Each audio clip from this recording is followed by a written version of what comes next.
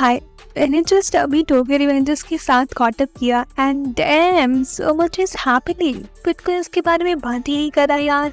यार इतने खफा हो गए तुम टोक्यो रिवेंजर्स से। इतना बुरा तो नहीं है। क्या मतलब मैं खुद को दिलासा दे रही हूँ because I like it. Honestly, today I don't want to act mature, like it doesn't matter to me if people don't like it or call it cringe. It's very rare कि मुझे एक ऐसा anime पसंद हो जो conventionally सबको पसंद नहीं है. Still doesn't matter to me कि ये छोटे छोटे स्कूल में पढ़ने वाले बच्चे कैसे गैंगस्टर बने पड़े हैं, कैसे मारा मारी चल रही है यार इनमें, माँ बाप नहीं है क्या इनके, कैसा MC है जो सिर्फ रोता रहता है, क्या छपरियों जैसा हेयर स्टाइल है, ये टाइम ट्रेवल का कुछ सर पैर तो है नहीं है. इट्स ओके, मुझे पसंद है. इलॉजिकल, सेंसलेस, मीनिंगलेस जैसा भी है, I like it, I enjoy. ठीक है.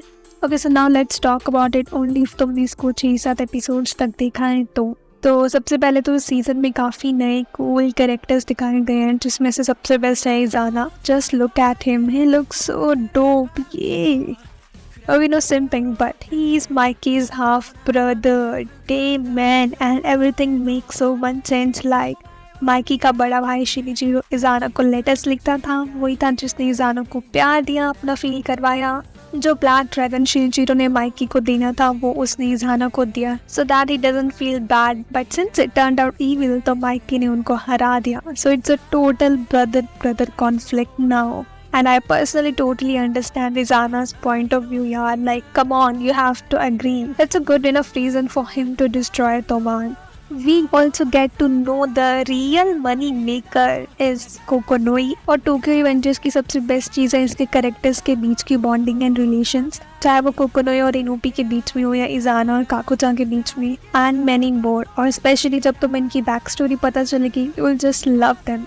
And the mastermind Kisaki himself. I feel उसको as a mastermind उतनी अच्छे से दिखाया नहीं जाता. Otherwise, इसने जिस तरह से माइकी को अपने साथ लेने के लिए जितने प्लान्स बनाए हैं, It's unbelievable. कैसे वो बिना फिजिकल पावर्स के ये सब करा है. लिटरली जितनी भी अब तक तोमान और बाकी गैंग्स के बीच में फाइट्स हुई हैं, इन सब में किसाकी का ही आता है. और इस बार तो जितनी बुरी तरीके से उसने बैटल से पहले तोमान को तोड़ दिया है ना, that's literally too much.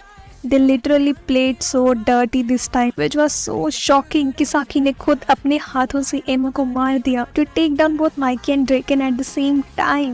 Like no, not gonna lie, it was brilliant. अगर Mikey और Draken ही नहीं होंगे तो there is no way Toman can win. But that was so emotional, the way Mikey carried Emma on his back.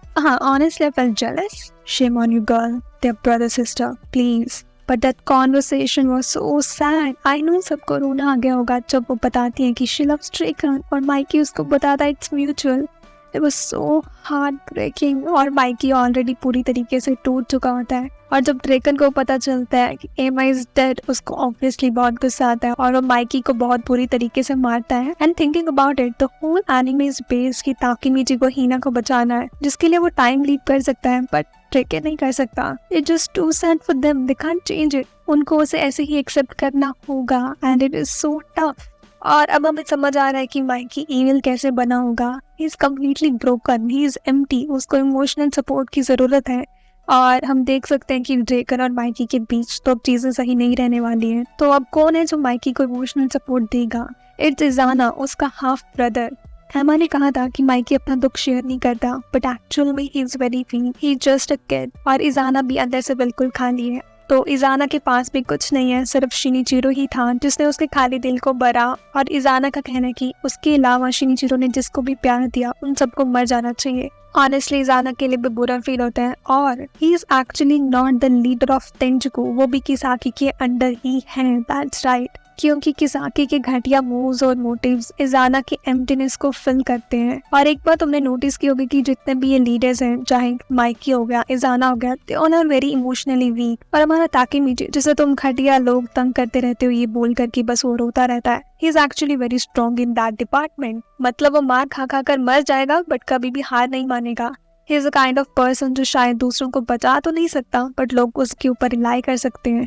वो सबको believe दिला सकता है कि सब ठीक होगा, विल विन, और उनके अंदर लड़ने का जोश भर सकता है। And sometimes moral boost and motivation is all we need. And one thing which is great but I don't like is Takemichi को शिनिचिरो की तरह दिखाया जाता है। हर किसी को ताकेमिची के अंदर शिनिचिरो सानो जैसा एटीट्यूड, कॉन्फिडेंस और लीडरशिप क्वालिटीज दिखती हैं।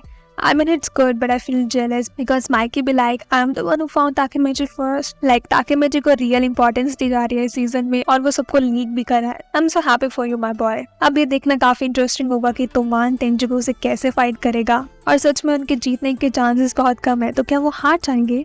Let's see क्या होता है। Thanks for watching my video. अब मिलते हैं नेक्स्ट वीडियो में। Till then, take care. Have a nice day. Bye bye. Sayonara.